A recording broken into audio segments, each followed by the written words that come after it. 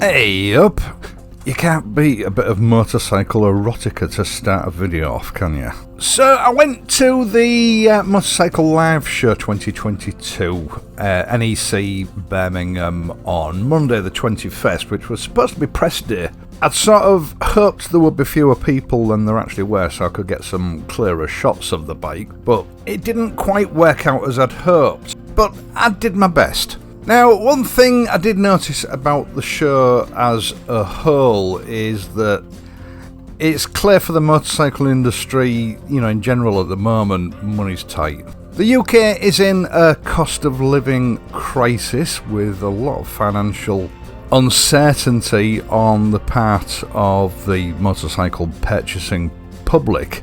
And of course we've had 2 years of the pandemic, which hasn't helped matters. And compared to the last show that I attended in 2019, it didn't have the same feel to it. It's clear that for a lot of motorcycle manufacturers, money's tight. And in a lot of cases, the model lineups were the same as they were 2 years ago. Nothing had really changed. But looking on the bright side, we're coming towards the end of 2022 now. Hopefully things are going to pick up next year and everybody can get back on track. Now, my main reason for going, I did want to have a look around the show in general, but I wanted to get a hands-on sort of feel of what the new Super Meteor is like. It's already seen it in pictures and videos, but you can't really appreciate a bike like that until you get some hands-on experience of see it in the flesh. And I have to say, she is every bit as good as she looks. It's nice to see that Royal Enfield stand was one of the busiest at the show. In fact, I had to keep sort of going away and coming back because there were times when you couldn't even see these bikes. I finally managed to get most of the shots sort of mid-afternoon when it quieted down a little bit. And I couldn't help thinking that this is a sign of the times. People's tastes and requirements in motorcycles are changing. Of course, the Highland Scram was there and one or two other sort of one-off builds. I didn't realise until I actually got a proper look at the luggage on that bike that the bags are actually made by Long Ride, somebody that I do work with from time to time. In fact, I think I've got a couple of items coming up before Christmas. Look out for that.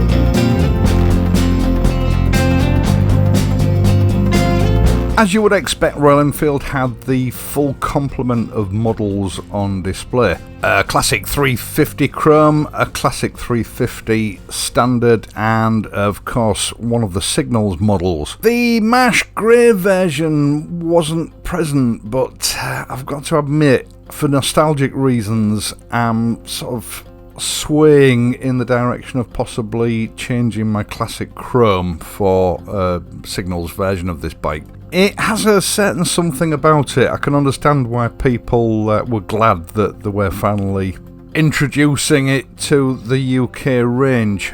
This is an iconic model. In my opinion, there will never be anything to equal it on the market. The new colour variations of the Himalayan were on display. I wasn't enthralled by the blue, but the sort of green camo version does look really nice in the flesh. Matte paint is difficult to do, but these are flawless.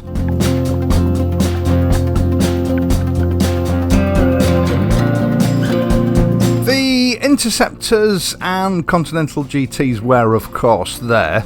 I've owned one of these bikes for 3 years now and it sort of feels a bit old hat to me, but they were still attracting a lot of attention. Of course, they also had the METEOR 350s on display, including a curious sort of olive drab matte version, which I wasn't even aware they had that on the model lineup, but there you go, I can't know everything. We also had the Scram 411s on display, but unfortunately, for some reason I didn't film those. The stars of the show were the Hunter 350, and of course the Super Meteor that we'll get onto in a moment. Now, whilst we're on the subject, people have been asking me why in the UK it's called the HNTR.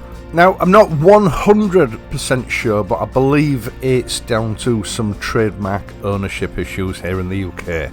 I'm working purely from memory here, but I believe Ariel owned the Hunter name back in the 1950s and 60s for one of their models, and it's likely that that name is trademarked and it's still live. There were similar issues in other markets with the Interceptor name, of course. I think in the US it's just called the Int.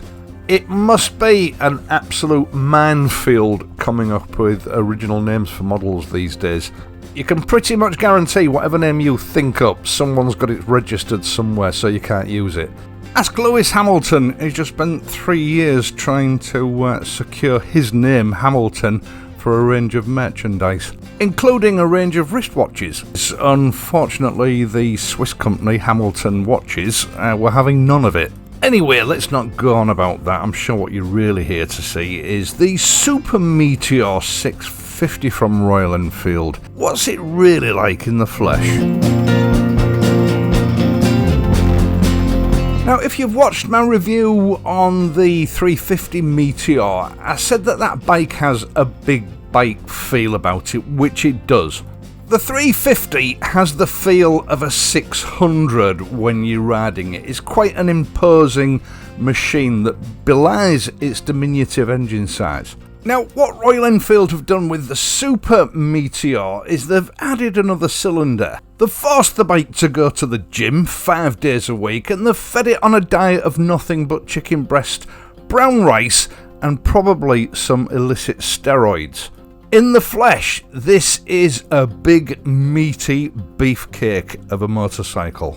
Royal Enfield have taken the King of the Road cruiser concept and created what I believe is a very imposing bike. But they haven't just increased the size, they've also increased the quality. The paintwork on the 3 models that they had at the show was impeccable. Granted, there are some common components that we're used to seeing elsewhere in Royal Enfield's range. The instrument pod, of course the 650 engine from the Continental GT and the Interceptor. I'm not a big fan of the change of the logo on the clutch casing, but everything else on this bike is spot on. The switchgear, although familiar, is an upgrade. The upside down front forks look premium.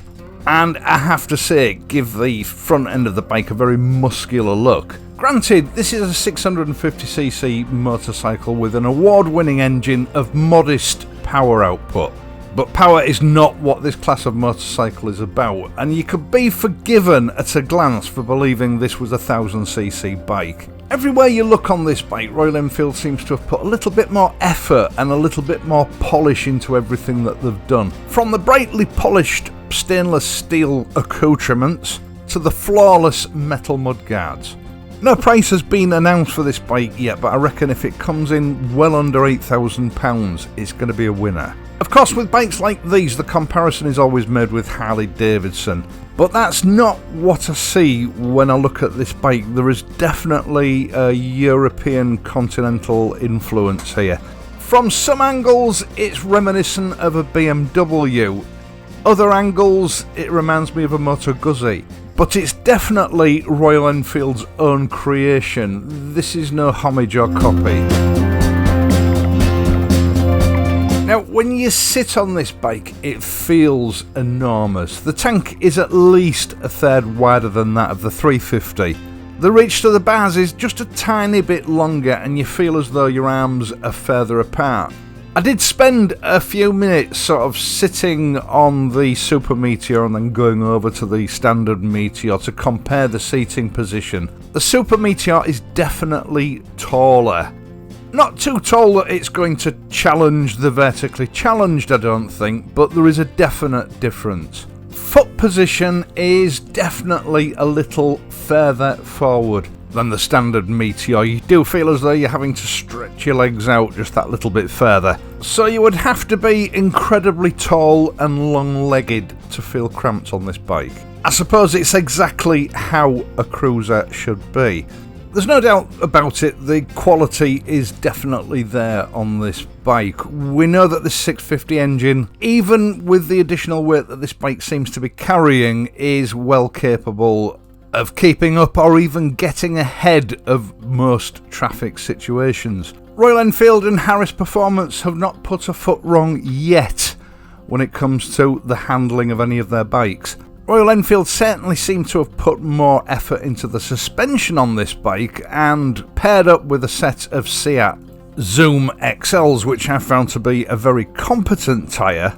I expect great things from this motorcycle. Unfortunately, I'm going to have to wait till sometime in the first quarter of next year. But rest assured, I will take one for a test drive at the first possible opportunity. Now, if you'd like to see how that pans out, leave a like on this video, and if you're not already a subscriber, consider subscribing to the channel. Hit the notification bell and ensure that all your notifications are enabled. That way, the minute I get my hands on one of these bikes in real life, YouTube will let you know. Once again, thank you so much for taking the time to watch this and my other videos, and in doing so helping to support this channel. I really do appreciate it. I will of course be back on Friday, so until then, if you're riding, please ride safely, and I'll see you soon.